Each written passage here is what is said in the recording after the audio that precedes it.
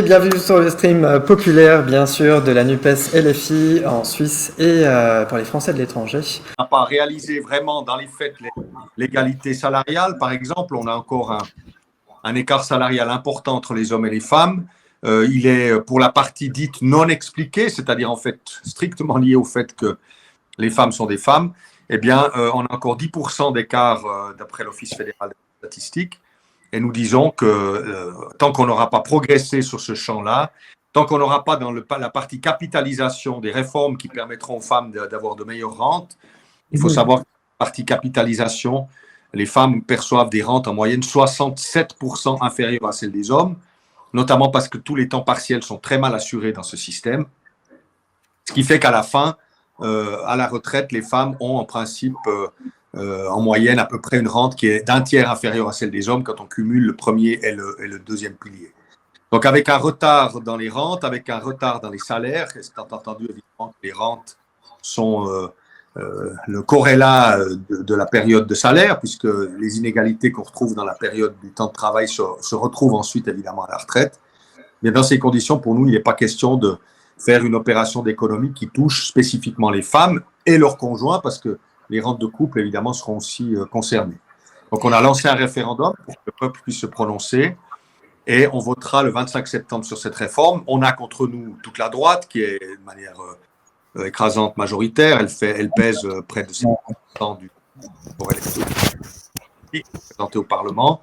On a tous les médias en Suisse alémanique, c'est effrayant. Tous les éditorialistes nous tirent dessus. En Suisse romande, on a pour l'instant dans les sondages l'avantage. Donc en Suisse francophone, on est devant. En Suisse italienne aussi. En Suisse alémanique, les femmes sont avec nous. Mais pour l'instant, les hommes sont à tel point favorables que la réforme, pour l'instant, dans les sondages, a un peu l'avantage. Mais il reste 10 jours et on va se battre pour essayer de remonter, faire démentir les sondages. Comme on sait, ils ne sont pas toujours très représentatifs. Effectivement, sur le projet de loi du Conseil fédéral, on les sent très, très alarmistes, puisqu'en 2020, ils avaient environ 830 millions. Tu corrigeras sur les chiffres, mais je l'ai pris ceux du Conseil fédéral. C'était 832 millions, je crois, de rentes, et ils ont un objectif en 2032 de moins 4 726 millions de francs. Et ils se disent qu'ils ont pour objectif d'assurer le financement jusqu'à 2030. Est-ce qu'on n'est pas complètement alarmiste, alors que la Suisse n'est pas un pays du tiers-monde quand même? Enfin, il y a des richesses dans ce pays, il y a des gens qui travaillent, il y a des gens qui ont un niveau quand même de formation élevé. Il y a de l'emploi, non? C'est ce que tu dis, à 2,1 ou 2,2 points d'emploi.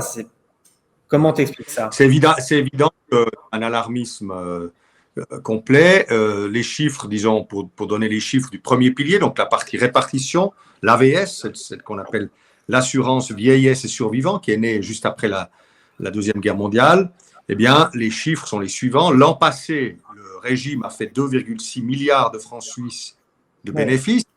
Donc, ça veut dire qu'il est parfaitement à l'équilibre. Il a même une belle marge, puisque c'est une marge de près de 1% entre dépenses et recettes, à l'avantage des recettes. Et nous avons dans ce premier pilier, malgré le fait que c'est un système de répartition, la loi a prévu qu'il y ait une réserve d'une année de rente. C'est-à-dire qu'on puisse, le cas échéant, se passer pendant une année entière de recettes et quand même verser les rentes. Et cette réserve, donc, elle est en ce moment dotée de 50 milliards de francs suisses.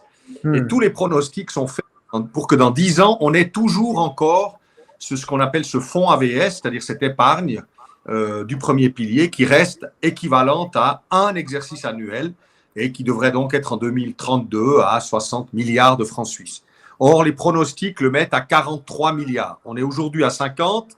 Si on ne fait rien, dans 10 ans, on aurait encore une fortune de 43 milliards de francs suisses de côté pour le premier pilier. Pour le deuxième pilier, la partie capitalisation, l'épargne collective des Suisses est de 1000 milliards de francs suisses. Ça, c'est la partie capitalisation. Donc, c'est dire qu'on est assis sur un tas d'or et qu'il n'y a évidemment aucune raison de semer la panique. Mais évidemment, on fait toujours peur, notamment aux personnes âgées, en disant « Oh là là, si on n'a plus 100% d'un exercice annuel de côté, alors c'est la spirale infernale et on va devoir baisser les rentes ou baisser les prestations. » Évidemment, on essaie de faire peur avec ça. Et l'autre faut les amener vers la flexibilisation. C'est aussi le fer de lance du bloc bourgeois. Oui, je vais y venir, mais juste un mot sur l'essentiel de l'argumentaire qui fait peur. C'est l'argumentaire démographique. Et là, on a quand même pu, dans la campagne, pas mal démonter de cette propagande. Notamment, on a mis dans les têtes l'idée qu'à la création de l'AVS en 1948, on avait plus de 6 actifs pour un rentier et qu'aujourd'hui, on n'en aurait plus que 3 et quelques pour un rentier et ça fond comme peau de chagrin et on n'aurait plus que 2 et quelques actifs pour un rentier dans quelques temps, ce qui fait peur à tout le monde parce que ça donne l'impression que la masse du travail qui soutient les rentiers est en régression. Or, on a pu démontrer qu'en fait, ces 6 actifs pour un rentier de l'après-guerre n'en étaient pas parce que on comptait toutes les personnes adultes parmi ces prétendus actifs. Or, on sait bien qu'après-guerre, les femmes, par exemple, avaient une part évidemment, elles étaient très actives, mais elles n'étaient pas actives pour un salaire. Donc, en fait, au sens économique du terme, elles étaient elles-mêmes dépendantes du salaire du mari. C'est-à-dire qu'au lieu de les compter parmi les actifs, on ferait mieux de les compter parmi les rentiers, puisque elles-mêmes, elles dépendaient du transfert de revenus que les hommes qui avaient un salaire pouvaient leur apporter. Et de même pour les rentiers. Donc, en fait, on a une désinformation crasse. Si on compte la part d'emploi à temps plein dans la population suisse, entre les années 50 et aujourd'hui, on reste de manière très constante à environ 50%. On a en gros environ un nombre d'emplois à temps plein, d'équivalent temps plein, qui représente constamment depuis 70 ans, depuis 70 ans, à peu près l'équivalent de 50% de la population. Donc d'un côté, on a les emplois à temps plein et de l'autre, on a tous ceux qui dépendent de ces emplois à temps plein, c'est-à-dire les rentiers, les invalides, les personnes au chômage, les enfants, les femmes qui sont au foyer, qui sont évidemment beaucoup moins nombreuses, et les hommes qui sont au foyer, il y en a quelques-uns. Donc on montre que au fond, cette espèce de perspective comme ça qui fait peur ne correspond pas aux réalités économiques. On a un volume de travail qui continue de croître aussi vite que les besoins de rente. Et pour donner une idée, pour voir à quel point ces comparaisons sont hasardeuses quand elles sont faites pour faire peur, la masse salariale, c'est ça qui en fait finance les rentes. C'est pas un rapport démographique, c'est la masse salariale. Si la masse salariale croît autant que le besoin de rente, le système est en équilibre. Et juste pour se donner une idée des proportions, en 1948, à la création de l'AVS, la masse salariale était de 10 milliards de francs suisses. Elle est aujourd'hui de 450 milliards. Donc, on a une masse salariale qui est 45 fois supérieure à ce qu'elle était dans les années 50, ce qui évidemment permet quand même de fournir plus de rente à plus de monde.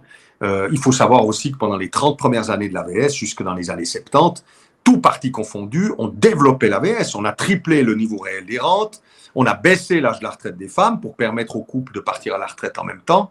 Et on l'a fait toujours en ayant un équilibre financier et en soutenant une croissance économique très forte. Donc, on essaye dans cette campagne, parce qu'on est qu'au début, on va faire cette votation.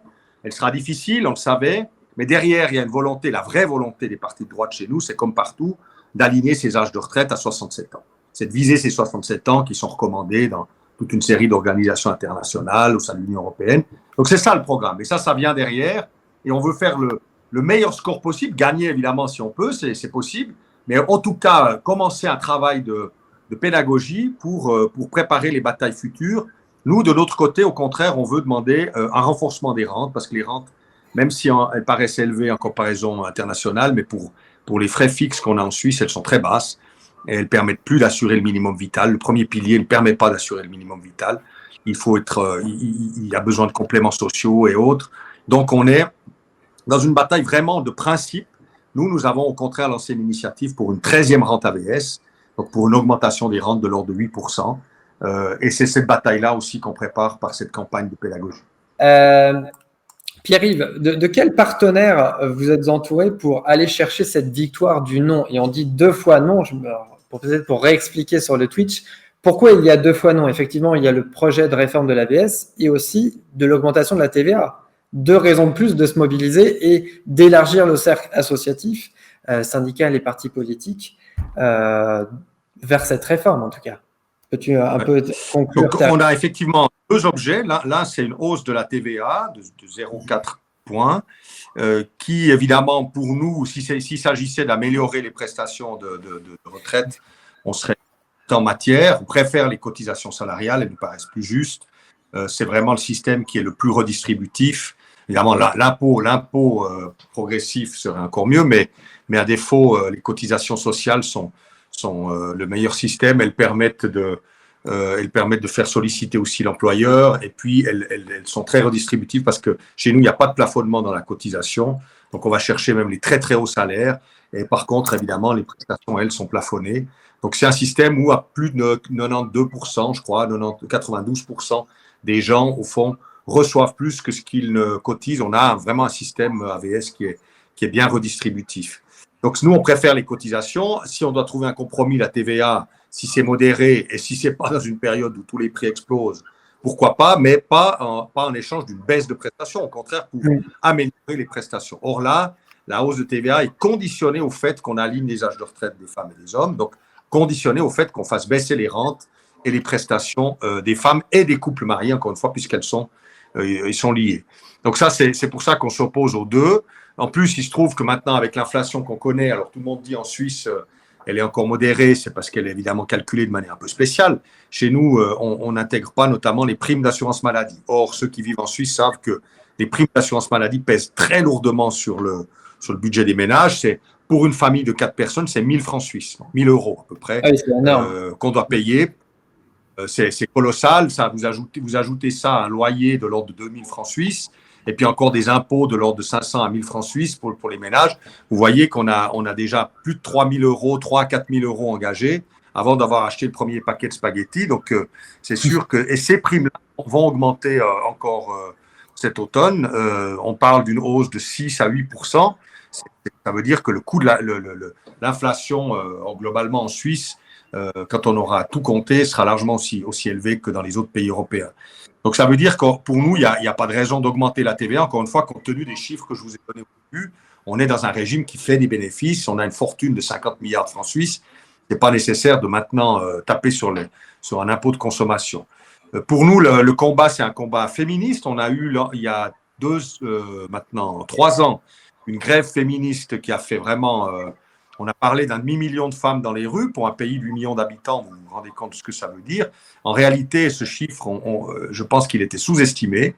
On est probablement très près d'un million de gens qui se sont mobilisés il y a 3 ans pour justement revendiquer enfin une égalité salariale concrète, pour revendiquer plus de solutions de garde pour les enfants, de manière à permettre aux femmes de travailler à plein temps, un meilleur partage des tâches non payées. Là, il y a aussi un combat contre la violence domestique, etc. Et ce mouvement féministe a été très puissant. Et aujourd'hui, il est trahi. Il faut dire, il est trahi par les femmes élues de droite. Il faut aussi savoir que dans la foulée de ce mouvement féministe, il y a eu un fort taux d'élection de femmes au Parlement, notamment dans les partis de droite, qui ont profité de ça et qui aujourd'hui sont envoyées comme vraiment des ambassadrices de cette réforme, de cette contre-réforme, et qui vraiment trahissent au fond la cause féminine qui a été si fortement présente. Donc on est aussi dans ce combat-là. Évidemment, si on pouvait négocier de manière un peu constructive, on aurait des solutions. On souhaiterait évidemment qu'à terme, des actes se rapprochent pourvu que les salaires s'égalisent et puis pourvu qu'on ait vraiment une réforme qui ne fasse pas d'économie. On voit aucune raison d'économiser dans le système de retraite. Au contraire, c'est plutôt des améliorations qu'on devrait développer.